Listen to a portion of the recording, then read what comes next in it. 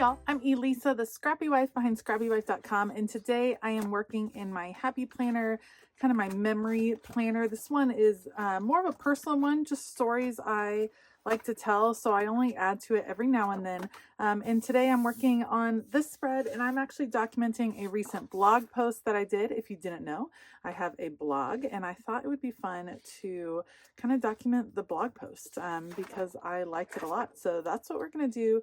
Document the blog post, and then I might do the pictures over here and add a little bit of extra. So we will see how it starts to come about. I will definitely link the things I use. I'm planning on using Vicki Boutin's Color Study line, one of my favorite scrapbooking lines of all time. So I'm going to use that, and we'll just kind of see how the rest of it comes out. I'll put you guys on fast forward. Let's go.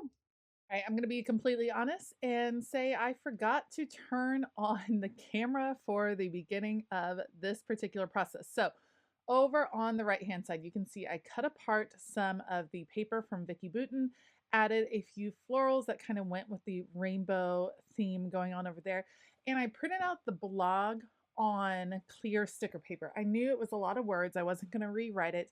And I like that the clear sticker paper allows me to really decorate underneath. The words can be on top. You can still read them. It does get a little dark at times, but that really doesn't bother me. And then I just included that same idea of the color wheel over on the left-hand side.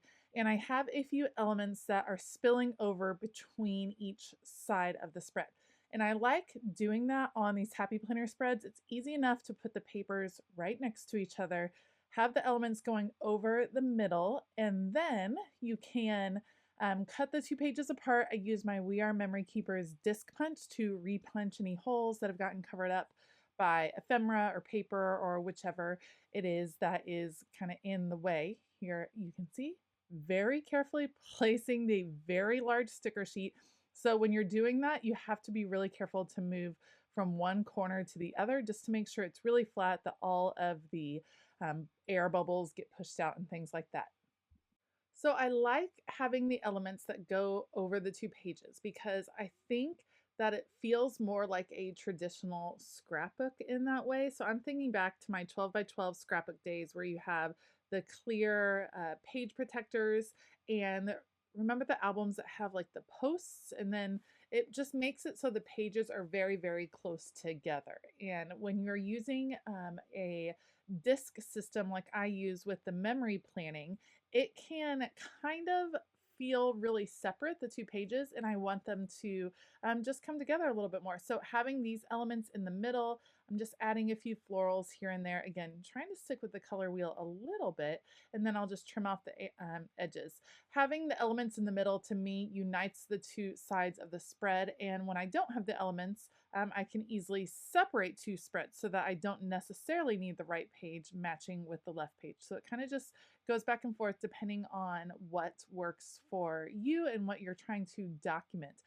Originally, I was just going to do a two-page spread, but I didn't really have room for pictures once I put the entire blog. And so what I'm going to do is this is actually going to be a double spread. I'm cutting it apart right now. I'll have to punch the holes, and then on the back is a perfect opportunity to document some of the pictures. The blog post that I wrote was called Cleaning for Creativity, and I was documenting how I've been feeling a little bit uninspired lately as far as creativity and crafting goes, and that definitely poses a problem. Creativity is my job, putting out content is my job, but that means I create a whole lot of content, and there are times where you just start to feel a little bit burned out. And I was definitely feeling that in the past couple of weeks. And what I did was take a little time to look around my house and determine that the clutter in my house was perhaps cluttering up my brain somewhat. So we have super busy lives. Definitely, my husband and I both work full time. We have three kids that are in all the activities. For example, on Monday of this week that I'm recording, we have three kids who had 5 different activities to get to in the evening. So things are just crazy busy all the time. And so our house definitely suffers at times. It's not like it's dirty, but the clutter was really starting to build up. So I decided that perhaps decluttering the house would help me kind of make some mental room for my creative inspiration or creative spark to start coming back. So I have been embarking on a huge project of cleaning out our whole house, and I've been on it 2 weeks so far. I'm anticipating probably at least 2 more weeks to get it all complete. But it's really, really been great. It feels so good to let things go. It's a lot of cleaning out, a lot of getting the bins and changing things up and reorganizing, and it's just helped me a lot. So I actually wrote a blog post about it, and then I wanted to include some of the pictures of some of the organized spaces that I've done. I do print pictures in black and white for this particular scrapbook just because I want it to have a real uniform feel. And so you don't see all of the rainbow color coding that I've done, but it's there and I know it's there. So I have pictures of my closet and my boys' room and some of the pantry. Right now, I'm just matting all of these pictures. I've printed them in a 3x4 size. For this particular page, I'm actually not going to match the boxes that they give you. With this particular memory planner, there are pre-done boxes and it tells you exactly what size photo will fit there, which is great because if you print your photos at home like I do, you can just customize it and print it out and you're ready to go. And the cool thing about these particular memory planners is also that you don't have to do a lot of decorating. You can literally just put the photos down and then add your journaling and that be it. I, of course, cannot stand to not decorate, so we're definitely going to do some decor, and I'm busting out of the boxes that are already there. So I'm going to do kind of a cascading effect and make somewhat of a V. I have 6 pictures, so 3 on the left, 3 on the right in those diagonals. I matted them in a little bit of an ombre feel that matches the background, which goes from pink to orange, and so I have pink to orange on the matting with the black right in the middle just to add a little grounding there. And then I'm just going to have fun with a lot of the elements from the Vicki Boutin line, and I'm going to tuck them behind some of the photos, and we're just going to have this burst of fun ephemera. So definitely want to include the word colorful. We're trying to stick with ephemera pieces that kind of fit in this color scheme. So I have the edges of some of the florals that I had on the previous spread. A little camera, has some purple in it, definitely fits with that color scheme. I'm trying to stay away mostly from greens. There is going to be a little bit green that comes in, another purple blue element. We're sticking with some of those cool colors coming in, but orange is so I picked this flower and it has, oh, it doesn't have green, it has the blue. So perfect. And eventually I will put all of these down a little kind of pie shape. It just looks cute, kind of tucked in there, breaks up the boxiness of the pictures. Then I can put all of those down with the Tombow adhesive.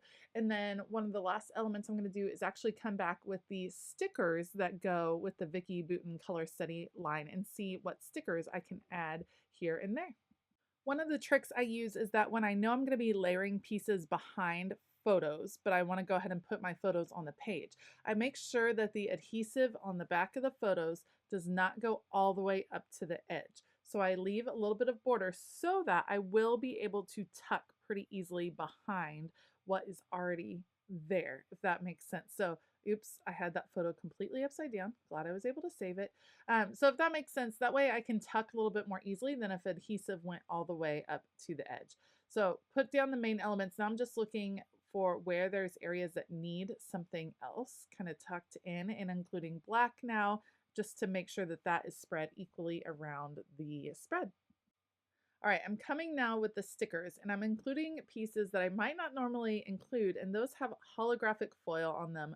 So pretty. And I decided, you know what, I'm going to embrace it. There's some gold holographic foil, there's some word fetty, and this is really going to be an explosion. I don't need to have journaling on these particular pages because really the journaling is on the page before. When you read the whole blog post, that definitely gives you information on what those pictures are. So I don't think I have to further explain it. So I just want to fill it with all of these beautiful things. So just seeing what might fit. I try out some stickers, I kind of place them around and then it doesn't actually work. So we're going to put that back, and then I am going to end up grabbing some puffy phrases that are not from the Color Study line.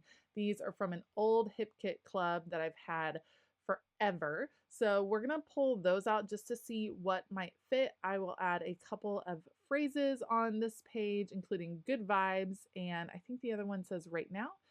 Those will be on, and then that will be the end of this kind of double layout spread. If you like this video, please give it a thumbs up and consider hitting that subscribe button as well as the bell notification button.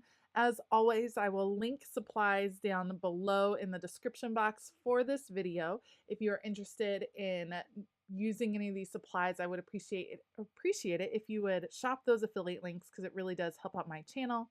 And I want to give a huge shout out to all my Patreon members. Thank you guys so much for all of your support. If you want to find out more about Patreon and how you can receive extra content and early access to videos and all kinds of fun things, then you can also check out the link in the description box that goes to Patreon below. All right, I hope that you all have a fabulous day. And as always, keep it creative.